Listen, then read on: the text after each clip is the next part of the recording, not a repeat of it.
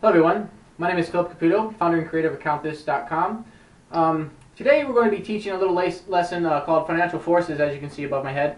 We want to draw the parallels between electrical forces and financial forces because they are similar. Matter of fact, the gentleman who created the current financial system took the laws of electricity and applied them to finance. That's why the word currency was literally derived from the word current, an electrical current. Okay? There's many similarities in here, and I think the best way to learn something new is to use an analogy with something you do know and then draw the parallels between so you can get the connection. If you don't know anything about electricity, don't worry. I'm going to draw a simple diagram, basic circuit, and that's as much as you need to know as far as the electrical part goes, and we're going to apply that to finance to see what happens. Okay? So without wasting any more time, let's get started, shall we? Given any electrical circuit, you first need a power supply. Schematically, that's drawn like so. Okay, and these are given in terms of volts. Let's say this one is 1.5 volts, AAA battery, simple circuit. Okay, we have passed the current through the conducting wire, hits the resistor, loses some of its power, some of its energy given off as light or heat, and it comes back. The current flows around in this direction from positive to negative and around. Okay, so the idea of this power supply then, as this current flows around, is to bump up the current by 1.5 volts from this end to this end, so when it comes out, it's fully energized. It comes out from this end to this end of the resistor, it loses 1.5 volts, again in the form of energy, heat and light, comes around and so on and so forth. Bumps it up, bumps it down, bumps it up, bumps it down. This will continue to happen until this power supply is used up and there's no more. Does that make sense? Okay, electrically? Okay, simple circuit, till there's no more energy contained in this battery. The circuit will continue until that's gone and the light will shut off. Okay? Now let's apply this to finance and see what happens. Okay? We have a power supply, financial power supply. This is our bank account where we keep our financial charge. Okay, does that make sense? Financial charge. This circuit is a little different in that it's not a complete circuit for most individuals. Okay, for the very few wealthy individuals on this planet, there is a complete circuit, and that's how to build wealth with a complete circuit. But most people generally don't have a complete circuit, and theirs looks like this. They have the income coming in, financial currency flowing through the battery, the financial power supply comes through here, hits a resistor called expenses, and then it comes out. Now you can see in this circuit is not complete. Okay, there's a space here. And this is why so many people struggle financially, is because there's no financial circuit. And without a complete circuit, there's no power. Just like in this example here, excuse me, if we were to cut out part of the circuit there and disrupt the flow of current, there would be no power. And without electrical power, there's no lights, there's no heating, there's no stove, no refrigerator, no microwave. Okay? So you can see that the complete circuit is necessary for electrical power, as is financial power. Okay? Because most people have this gap in their circuit, financial circuit, and they try to fill this gap by adding more income. They get a second job, third job, but there's still a gap there. And so that didn't work. And so as long as you have more income going than expenses, you'll never know that this is here. Until the moment comes where you stop working and these incomes stop. Now all of a sudden this becomes real evident that there's no circuit. Okay? And then all of a sudden no income, you got bills to pay, uh-oh, what do we do, what do we do, what do we do? That's where all the stress comes from, right? So it's important to have a financial feedback loop that feeds currency back to your bank account and completes a circuit. This is called an asset in terms of finance. Okay? An asset, by definition, feeds currency back to your bank account. Liability is anything that takes money out of your bank account. Pay for the expenses, comes back to the assets, puts money back in your bank account. Hope that makes sense. Okay? Now let's see what happens when we save money. Okay, the reason we want to mention anything about saving money is because before 1971, money and currency was the same thing. Okay, Richard Nixon took us off the gold standard. He did it for a certain reason. I don't want to go into that now, but money and currency used to be the same thing before 71. After 71, the Bretton Woods Agreement, they took us off the gold standard, and money and currency forever separated. Okay, currency now is worthless paper. By law, we're allowed to exchange it for real value. So currency basically now is potential value, because it can potentially be $10 worth of gas, it can potentially be $10 worth of groceries, and so on and so forth. Okay, there's no real value in currency at all today. Okay, that's the way it is. But you're allowed to exchange it for something of real value according to the law. Okay, important to know the difference. So now we're working with a currency and not money. So let's see what happens with a currency. Here's our bank account. Here's current flowing into it, but there's no current flowing out, currency flowing out. See that? So this is a good diagram for a savings account, right? Now with a savings account, you get a, just like this power supply bumps up the current by 1.5 volts, this one bumps it up by an interest rate. Banks pay an interest rate to have your money. Oh, let's say this one is 4% APR. Okay? Now, currency, again, is not real money, and this currency will perpetually lose value. It's called a fiat currency at this point.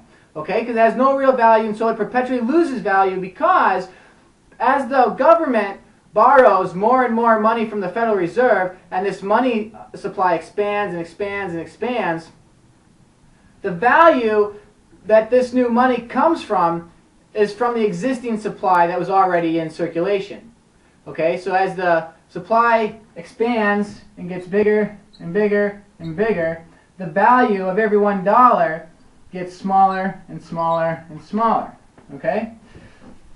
It's an inverse relationship. As the currency supply expands, the value of the dollar contracts. Is that a better diagram? Okay? Inversely related.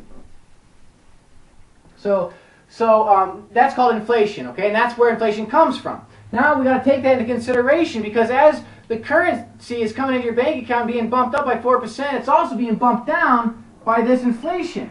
And 9 times out of 10, inflation is greater than any bank's interest rate.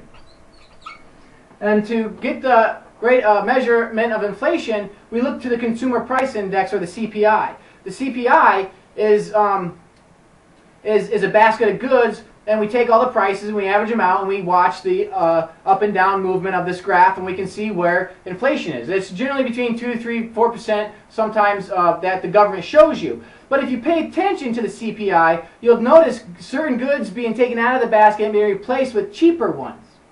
The cheaper ones artificially make the CPI low.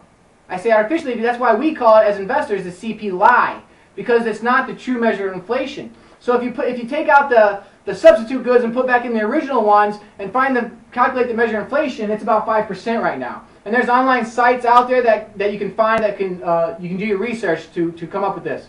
So if the bank's giving you 4% APR and the inflation rate is 5%, what's happening to your purchasing power per year? Yeah, it's going down 1% per year. Let's use a quick example. Let's say you start off with $100 at 4% APR. Okay? 4% APR means that after 1 year, you will have $104 in your bank account. And that's correct. But what happened to your purchasing power? Because you have to take in the fact of inflation. So what do you do for there? Assuming inflation is at 5%, on $100, that's $5. So we subtract 5. Wow, that shows us what our true value in our bank account is. $99. I'm not saying banks are bad. I'm saying know what's going on so that you can make smart, intelligent financial choices and decisions to maintain that true value. Well, you actually want to grow it, but at least to maintain it, okay?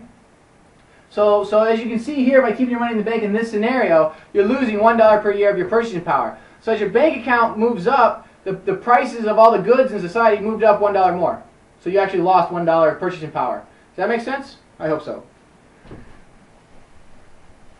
Alright, so we want to invest our money so that we can maintain our purchasing power, let's see what that looks like. We have our power supply, our bank account, we invest it, we have to pay our fees for that, and it stops. Okay, these are fees. This is a diagram of stocks, bonds, and mutual funds. Notice that there's no circuit. Okay, there's no circuit here. The only time in this case when this circuit would be full is when you choose to sell. But before I get to that, I need to show you this. The return on investment of your money management professional must be greater than or equal to the inflation rate plus all the fees that are being taken out of your account to cover their salaries. Now mind you, these fees are cyclical. They happen monthly, quarterly, or yearly, depending on the certain brokerage account you have. But that's what's going on. So the moment you sell out, then it comes back to your bank account and completes the circuit. But when you do sell stocks, bonds, mutual funds, and so on and so forth, you have to pay a capital gains tax, which takes out about 1/3 of your profits. Okay? I'm saying that because as opposed to real estate, there's a tax-deferred exchange. Matter of fact, real estate is the only market in the world that honors a tax-deferred exchange, which means according to the rules, you can buy and sell as much real estate as you want, according to the rules, for profit without paying any taxes. You would, in essence, be deferring your taxes into the future indefinitely. Okay? That's in real estate. Let's take a look at a real estate diagram. So here's your power supply. It comes out. You have your real estate related expenses, and it comes around and feeds currency back into your bank account. This is what is called as cash flow. Okay? Real estate related expenses, including the debt payment, and so currency comes out of your bank account, covers the expenses, and you got currency coming in. A diagram of this on good real estate will look like this. Let's say this is the total gross rentable income. Okay? On good real estate, about 1/2 of it is given to the expenses, not including the mortgage. That includes maintenance, utilities, taxes, landscape, so on and so forth. About 1/2 of that on good real estate. If it's more than half, then there's some problems. And then about 1/2 of what's remaining, or 1/4 of the total, is your debt payment. Again, on good real estate. Leaving the 1/4 of the total cash flow for profit to come back to your bank account. Okay? This is a true asset, and you can see it literally because it's feeding currency back into your bank account. And there is currency flowing because it's a complete circuit. You see that? Just like this one. With a complete circuit, you have financial power because the currency is flowing around. Hope that makes sense. Okay? One more quick diagram I'd like to show you is why real estate is so much better than any other market, and that is 2 reasons. One is control, and the other one's leverage. Combined, they give you super compounding power for your financial returns. I'm going to show you how. Let's take a building. Let's say it was worth, I don't know, $600,000. Let's say it was 15% off or 85% full, so we got a discount here. Let's say we put 20% down at $100,000. And keep in mind, real estate as well is the only market where you do not have to come up with this money. You can form a partnership, you can raise the money because you got the deal, you could get a certain finite amount of that cash flow back to your bank account, which by definition would be an infinite return. Again, only ever found in the real estate market, but let's continue. Let's say that you did some marketing and you filled this back up, so there's your equity, you gained it. This debt would be amortized, would be financed, let's say for 30 years, so that after 30 years, the payoff would look like this. You'd have this much after 30 years, but you filled up the occupancy level, so now you have $600,000, but it appreciated in value, let's say to $750,000 or $750,000. This return on this $100,000 is incredible, which can only be found in the real estate market. Okay. Now again, because as real estate, you'd be the CEO of this business. Okay, and that's the proper way to think of income producing real estate is as a business. So you're working with it that way, okay? Thank you, ladies and gentlemen, for watching this presentation. I hope you all learned something and take something away with it. Watch it as many times as you want as necessary. Thank you and good luck to you.